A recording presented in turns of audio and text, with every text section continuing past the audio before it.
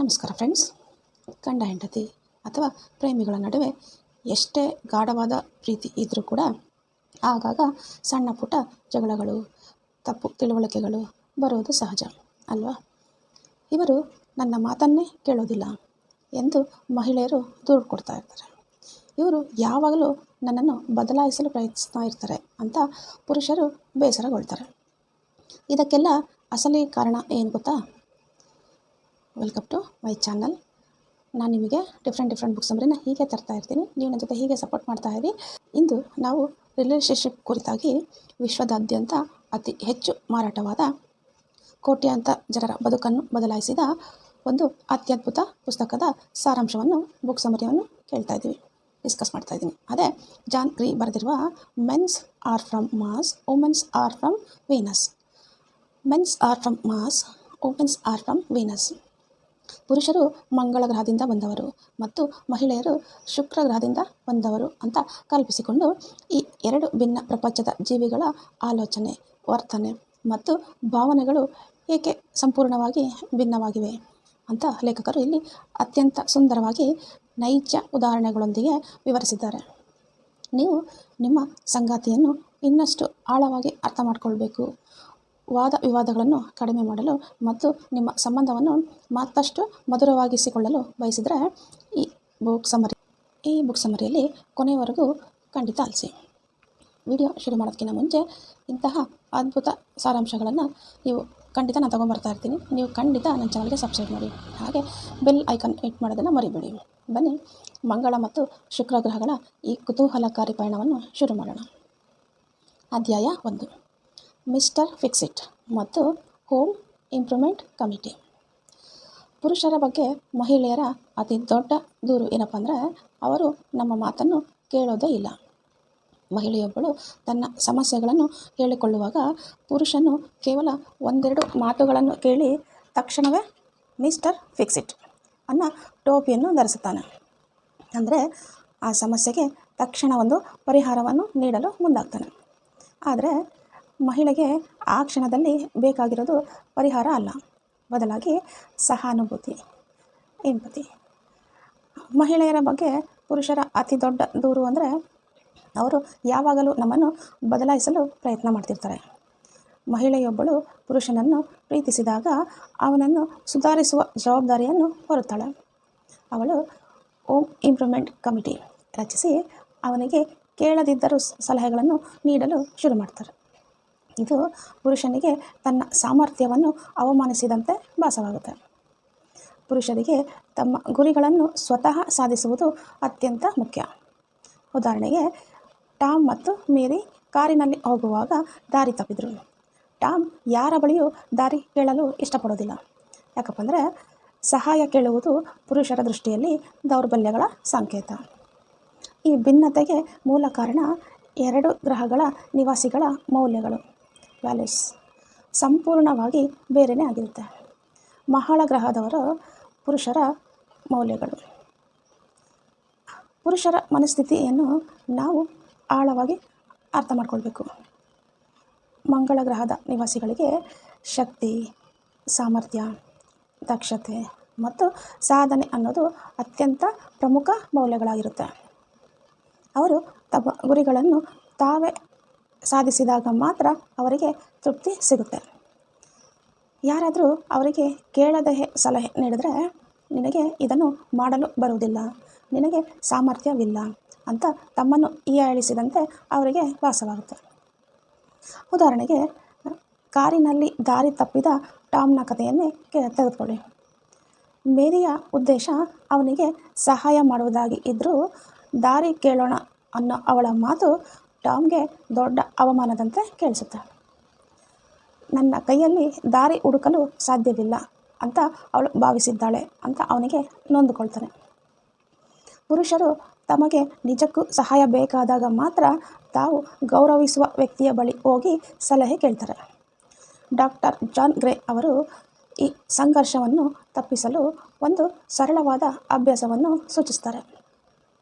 ಪುರುಷರಿಗಾಗಿ, ಮುಂದಿನ ಬಾರಿ ನಿಮ್ಮ ಸಂಗಾತಿ ಸುಸ್ತಾಗಿ ಬಂದು ತನ್ನ ದಿನದ ಕಷ್ಟಗಳನ್ನು ಅಥವಾ ಸಮಸ್ಯೆಗಳನ್ನು ನಿಮ್ಮೊಡನೆ ಹಂಚಿಕೊಳ್ಳುವಾಗ ದಯವಿಟ್ಟು ನಿಮ್ಮ ಮಿಸ್ಟರ್ ಫಿಕ್ಸೆಡ್ ಟೋಪಿಯನ್ನು ಬದಿಗಿಡಿ. ಆಕೆಗೆ ಆ ಕ್ಷಣದಲ್ಲಿ ನಿಮ್ಮ ಅದ್ಭುತ ಪರಿಹಾರಗಳಾಗಲಿ ಅಥವಾ ತರ್ಕಬದ್ಧ ಉತ್ತರಗಳಾಗಲಿ ಬೇಕಾಗಿಲ್ಲ. ಅವಳ ಕಣ್ಣಲ್ಲಿ ಕಣ್ಣಿಟ್ಟು, ಹೌದಾ, ನಿನಗೆ ಇವತ್ತು ತುಂಬ ಸುಸ್ತಾದಂತೆ ಇದೆ ಅಂತ ಸಹಾನುಭೂತಿಯಿಂದ ಆಲಿಸಿ. ನೀವು ಕೇವಲ ಆಲಿಸುವುದರಿಂದಲೇ ಅವಳ ಅರ್ಧ ಸಮಸ್ಯೆ ಬಗೆಹರಿಯುತ್ತೆ. ಮಹಿಳೆಯರಿಗಾಗಿ, ನಿಮ್ಮ ಸಂಗಾತಿಯು ಯಾವುದಾದರೂ ಕೆಲಸವನ್ನು ಮಾಡುತ್ತಿರುವಾಗ ಅಥವಾ ಯಾವುದಾದರೂ ಸಮಸ್ಯೆಯಲ್ಲಿ ಸಿಲುಕಿದಾಗ ಅವರು ನಿಮ್ಮನ್ನು ನೇರವಾಗಿ ಕೇಳುವವರೆಗೂ ಯಾವುದೇ ಸಲಹೆಗಳನ್ನು ನೀಡದಿರಿ. ಅವರ ಸಾಮರ್ಥ್ಯದ ಮೇಲೆ ನಂಬಿಕೆ ಇಡಿ.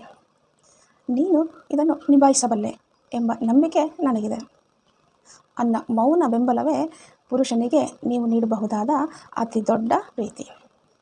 ಇಬ್ಬರು ತಮ್ಮ ತಮ್ಮ ಗ್ರಹಗಳ ಸಹಜ ಗುಣಗಳನ್ನು ಬದಿಗಿಟ್ಟು ಪರಸ್ಪರ ಅಗತ್ಯಗಳನ್ನು ಗೌರವಿಸಲು ಕಲಿತಾಗ ಮಾತ್ರ ಅಲ್ಲಿ ಅನಗತ್ಯ ಘರ್ಷಣೆಗಳು ಕಡಿಮೆ ಆಗುತ್ತೆ.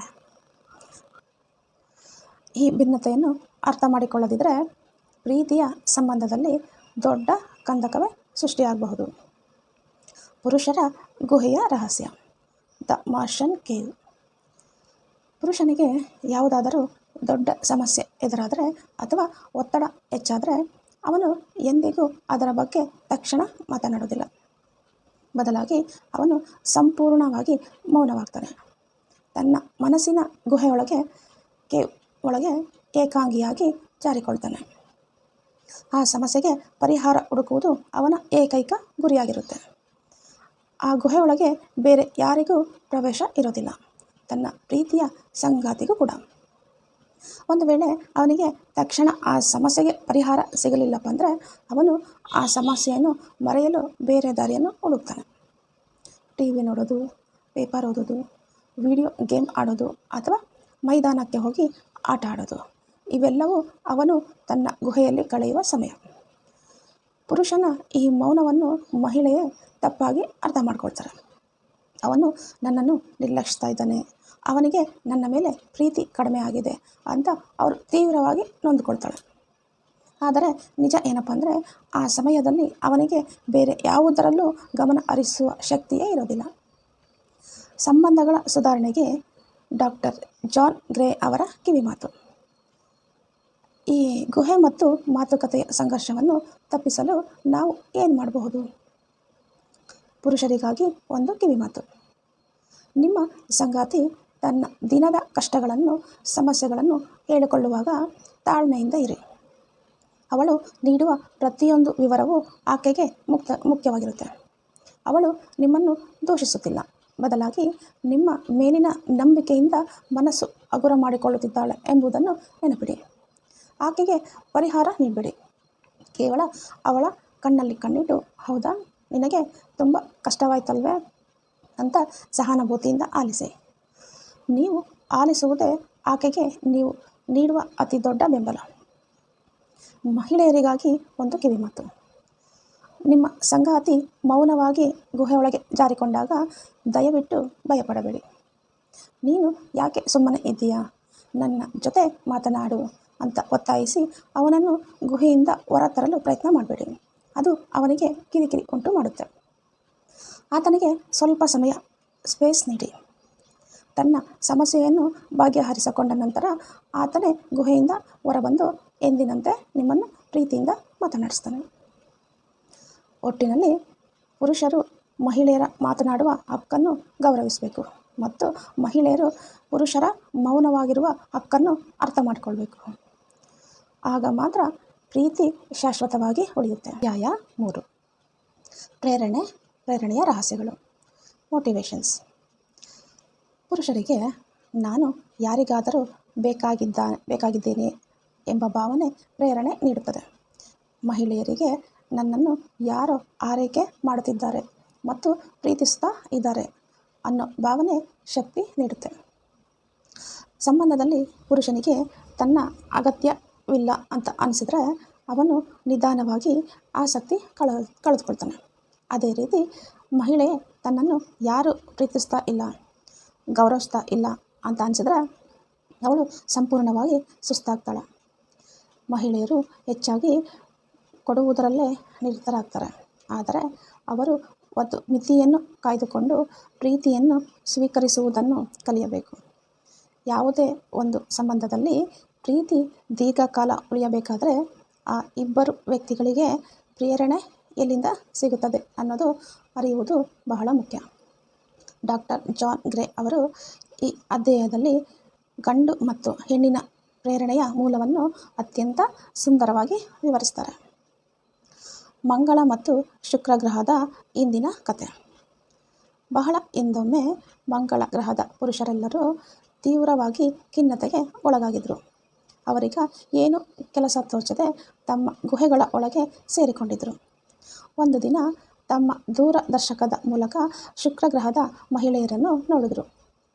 ಆ ಸುಂದರ ಮಹಿಳೆಯರಿಗೆ ನಮ್ಮ ಸಹಾಯದ ಅಗತ್ಯವಿದೆ, ನಮ್ಮ ಆಸರೆಯ ಅಗತ್ಯ ಇದೆ ಎಂದು ಅನಿಸಿದ ತಕ್ಷಣವೇ ಅವರ ಖಿನ್ನತೆ ಮಾಯವಾಯಿತು.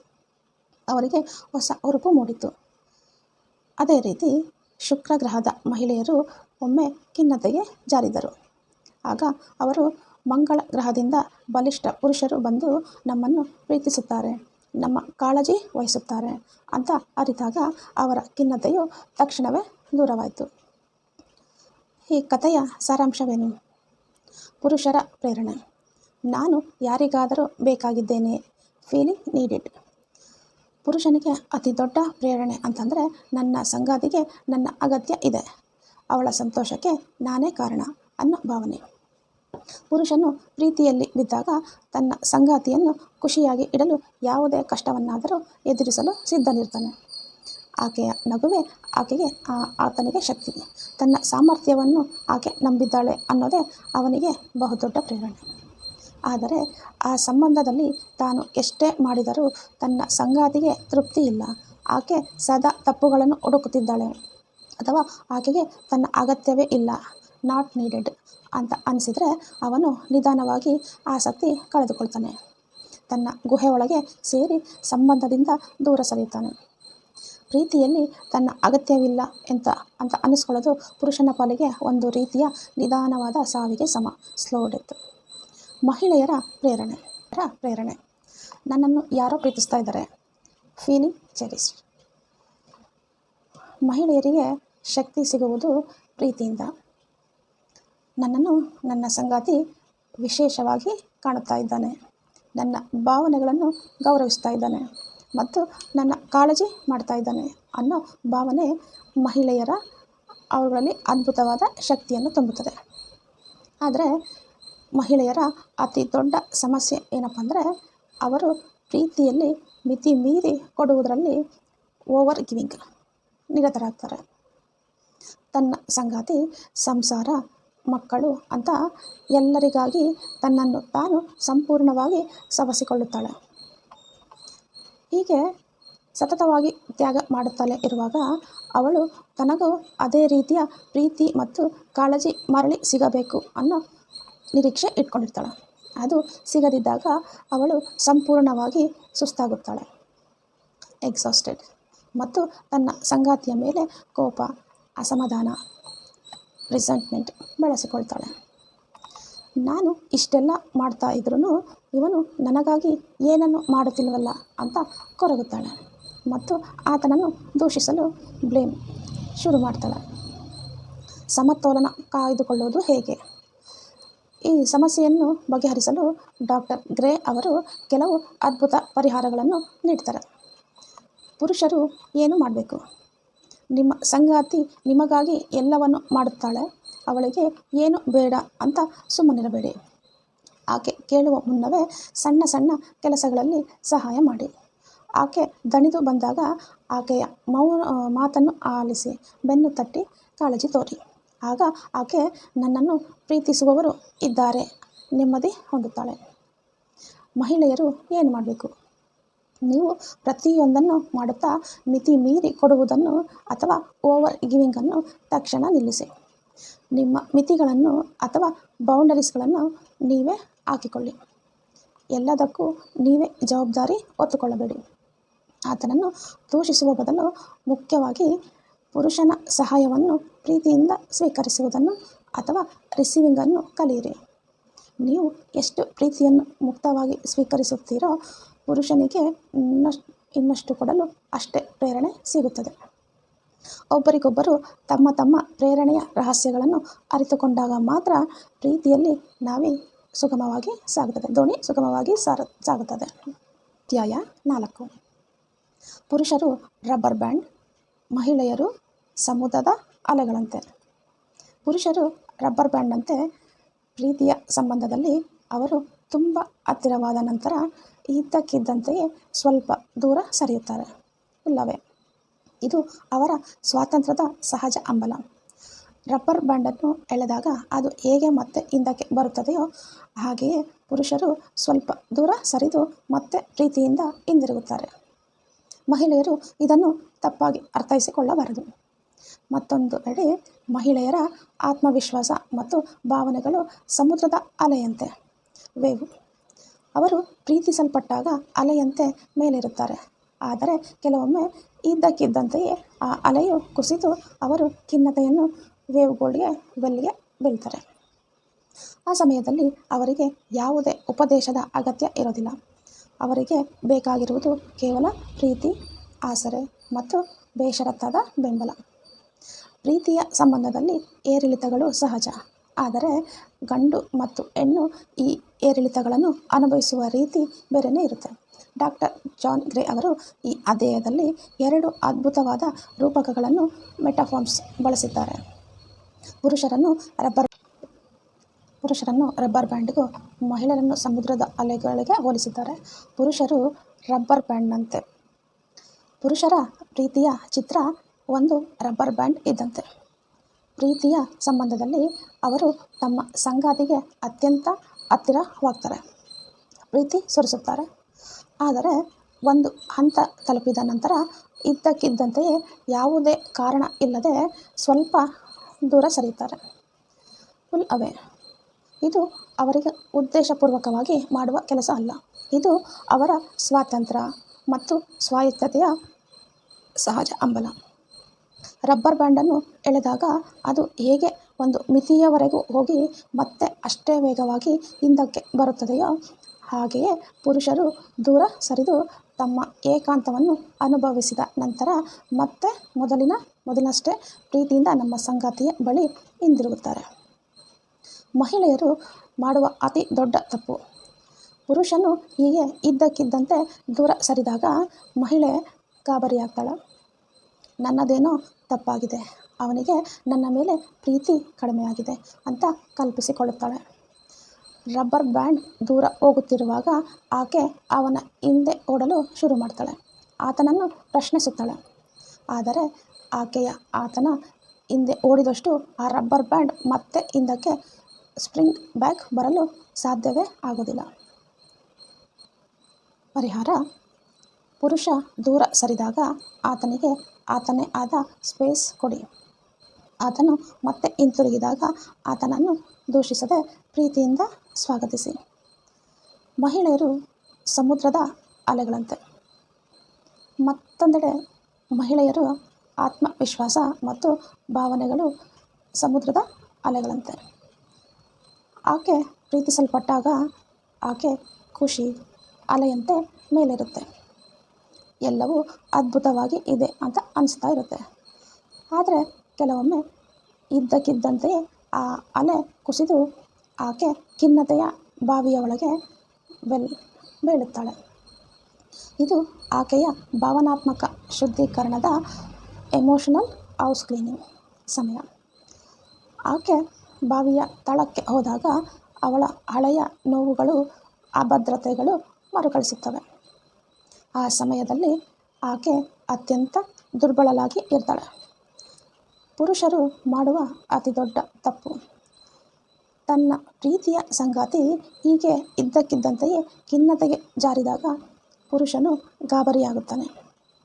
ಆಕೆಯನ್ನು ಆ ಬಾವಿಯಿಂದ ತಕ್ಷಣ ಮೇಲೆ ತರಲು ಪ್ರಯತ್ನಿಸ್ತಾನೆ. ನೀನು ಯಾಕೆ ಹೀಗೆ ಆಡ್ತಾ ಇದೀಯಾ?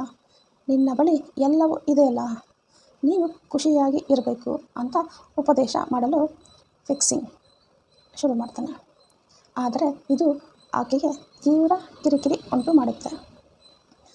ಮಹಿಳೆ ಬಾವಿ ಒಳಗೆ ಬಿದ್ದಾಗ ಪುರುಷನು ಆಕೆಯನ್ನು ಮೇಲೆಳೆಯುವ ಬದಲು ಆಕೆಯ ಜೊತೆ ತಾನು ಆ ಬಾವಿ ಒಳಗೆ ಇಳಿಯಬೇಕು.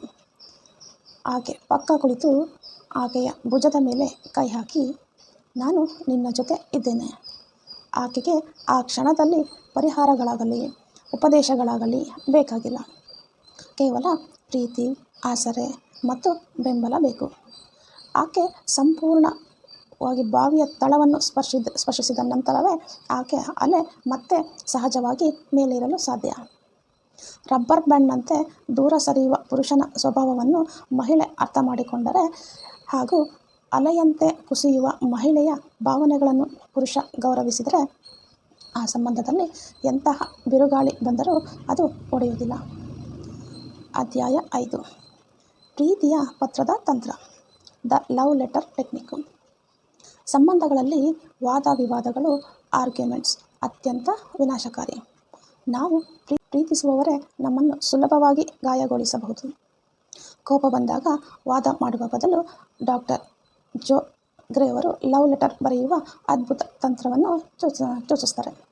ಈ ಪತ್ರದಲ್ಲಿ 5 ಹಂತಗಳು ಇರಬೇಕು. 1.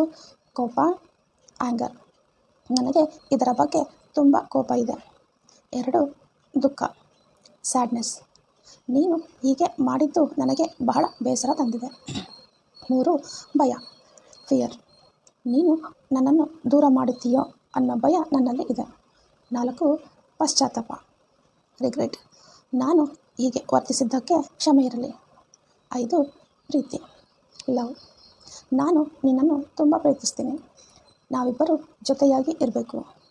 ಈ ರೀತಿ ಪತ್ರ ಬರೆಯುವುದರಿಂದ ನಮ್ಮೊಳಗಿನ ನಕಾರಾತ್ಮಕ ಭಾವನೆ ಹೊರಬಂದು ಮನಸ್ಸು ಹಗುರವಾಗುತ್ತೆ. ಯಾವುದೇ ಸಂಬಂಧದಲ್ಲಿ ವಾದ ವಿವಾದಗಳು, ಆರ್ಗ್ಯುಮೆಂಟ್ಸ್ ಅತ್ಯಂತ ವಿನಾಶಕಾರಿ. ನಾವು ಯಾರನ್ನು ಅತಿ ಹೆಚ್ಚು ಪ್ರೀತಿಸುತ್ತೇವೆಯೋ ಅವರಿಂದಲೇ ನಾವು ಸುಲಭವಾಗಿ ಗಾಯಗೊಳಿಸುತ್ತೇವೆ ಮತ್ತು ಅವರನ್ನೇ ನಾವು ಸುಲಭವಾಗಿ ಗಾಯಗೊಳಿಸ್ತಾ ಇರ್ತೀವಿ. ಕೋಪದ ಕೈಗೆ ಬುದ್ಧಿ ಕೊಟ್ಟಾಗ ನಾವು ಆಡುವ ಮಾತುಗಳು ಎದುರಿನವರ ಮನಸ್ಸಿಗೆ ಕಲ್ಲಿನಂತೆ ನಾಟುತ್ತೆ. ಅದಕ್ಕಾಗಿಯೇ ಡಾಕ್ಟರ್ ಜಾನ್ ಗ್ರೇಯವರು ಒಂದು ಅದ್ಭುತವಾದ ಮಾರ್ಗವನ್ನು ಹೇಳಿದ್ದಾರೆ. ವಾದ ಮಾಡಬೇಡಿ, ಜಗಳವಾಡುವುದನ್ನು ನಿಲ್ಲಿಸಿ ಮತ್ತು ಒಂದು ಸಣ್ಣ ವಿರಾಮ, ಟೈಮ್ ಔಟ್ ತೆಗೆದುಕೊಳ್ಳಿ. ಆದರೆ ಆ ಕೋಪ ಮತ್ತು ಅಸಮಾಧಾನವನ್ನು ಹೊರಹಾಕುವುದು ಹೇಗೆ? ಅದಕ್ಕಾಗಿಯೇ ಅವರು ಪರಿಚಯಿಸುವ ಅದ್ಭುತ ತಂತ್ರ ಇದು, ಲವ್ ಲೆಟರ್ ಅಥವಾ ಪ್ರೀತಿಯ ಪತ್ರದ ತಂತ್ರ. ನಮ್ಮ ಭಾವನೆಗಳನ್ನು ಕಾಗದದ ಮೇಲೆ ಇಳಿಸಿದಾಗ ಮನಸ್ಸಿನ ಒಳಗೆ ಇರುವ ನಕಾರಾತ್ಮಕತೆಯ ತೀವ್ರತೆ, ಇಂಟೆನ್ಸಿಟಿ ಕಡಿಮೆ ಆಗುತ್ತೆ. ಈ ಪತ್ರ ಬರೆಯುವಾಗ ನೀವು 5 ಹಂತಗಳನ್ನು ಕಡ್ಡಾಯವಾಗಿ ಪಾಲಿಸಬೇಕು. 1. ಕೋಪ. ಪತ್ರದ ಆರಂಭದಲ್ಲಿ ನಿಮ್ಮ ಎಲ್ಲ ಕೋಪವನ್ನು ಮುಚ್ಚುಮರೆಯಿಲ್ಲದೆ ಬರೆಯಿರಿ. ನನಗೆ ಈ ವಿಚಾರದಲ್ಲಿ ತುಂಬ ಕೋಪ ಇದೆ, ನೀನು ನನ್ನನ್ನು ಮಾತನ್ನು ಕೇಳವಿಲ್ಲ ಅಂತ ಸಿಟ್ಟು ಇದೆ. 2.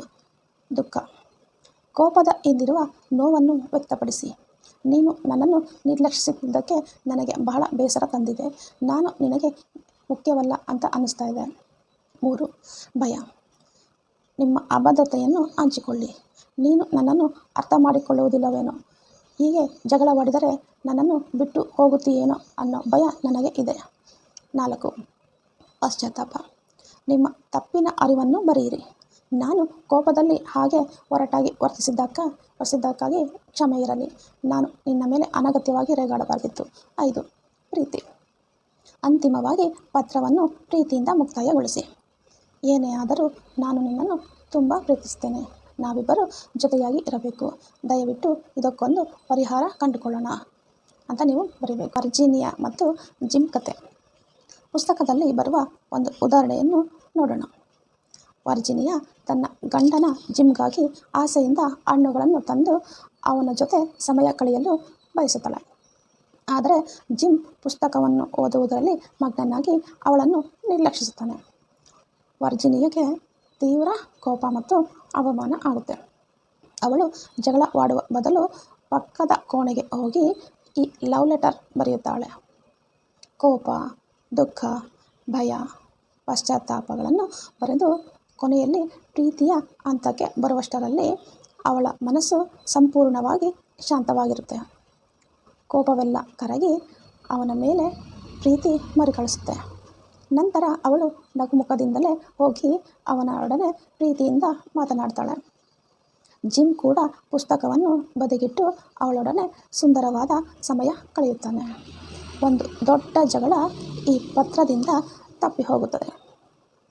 ಪ್ರತ್ಯುತ್ತರ ಪತ್ರ, ರೆಸ್ಪಾನ್ಸ್ ಲೆಟರ್. ಕೇವಲ ಪತ್ರ ಬರೆಯುವುದಷ್ಟೇ ಅಲ್ಲ, ನೀವು ನಿಮ್ಮ ಸಂಗಾತಿಯಿಂದ ಯಾವ ರೀತಿಯ ಉತ್ತರವನ್ನು ನಿರೀಕ್ಷಿಸುತ್ತಿದ್ದೀರಿ, what you are want hear ಎಂಬುದನ್ನು ನೀವೇ ಇನ್ನೊಂದು ಚಿಕ್ಕ ಪತ್ರದಲ್ಲಿ ಬರೆಯಬೇಕು. ನನ್ನನ್ನು ಕ್ಷಮಿಸು, ನಾನು ನಿನ್ನನ್ನು ಅರ್ಥ ಮಾಡಿಕೊಳ್ಳಲಿಲ್ಲ, ನಾನು ನಿನ್ನನ್ನು ಪ್ರೀತಿಸುತ್ತೇನೆ ಎಂದು ನಿಮ್ಮ ಸಂಗಾತಿ ಹೇಳಿದಂತೆಯೇ ನೀವೇ ಬರೆದುಕೊಳ್ಳಿ. ಇದು ನಿಮ್ಮ ನೋವನ್ನು ಮತ್ತಷ್ಟು ಶಮನಗೊಳಿಸುತ್ತೆ. ಈ ಪತ್ರವನ್ನು ನೀವು ನಿಮ್ಮ ಸಂಗಾತಿಗೆ ಓದಲು ನೀಡಲೇಬೇಕು ಅಂತ ಏನಿಲ್ಲ. ನಿಮ್ಮ ಒಳಗಿನ ಭಾವನಾತ್ಮಕ ಜ್ವಾಲಾಮುಖಿಯನ್ನು ತಂಪಾಗಿಸಿ ಸಂಬಂಧವನ್ನು ಉಳಿಸಿಕೊಳ್ಳುವುದೇ ಈ ಪ್ರೀತಿಯ ಪತ್ರದ ಪ್ರಮುಖ ಉದ್ದೇಶ. ಅಧ್ಯಾಯ 6. ಬೆಂಬಲ ಕೇಳುವ ಕಲೆ, ಆಸ್ಕಿಂಗ್ ಫಾರ್ ಸಪೋರ್ಟ್. ಮಹಿಳೆಯರು ಸಹಾಯವನ್ನು ನೇರವಾಗಿ ಕೇಳುವುದು ಕಷ್ಟ. ನಾನು ಕೇಳದೆಯೇ ಅವಳ ಮನಸ್ಸನ್ನು ಅರ್ಥ ಮಾಡಿಕೊಂಡು ಸಹಾಯ ಮಾಡಬೇಕು ಅಂತ ಅವರು ಬಯಸುತ್ತಾರೆ. ಆದರೆ ಮಂಗಳ ಗ್ರಹದ ಪುರುಷರಿಗೆ ನೀವು ನೇರವಾಗಿ ಹೇಳದ ಹೊರತು ಅರ್ಥ ಆಗೋದಿಲ್ಲ.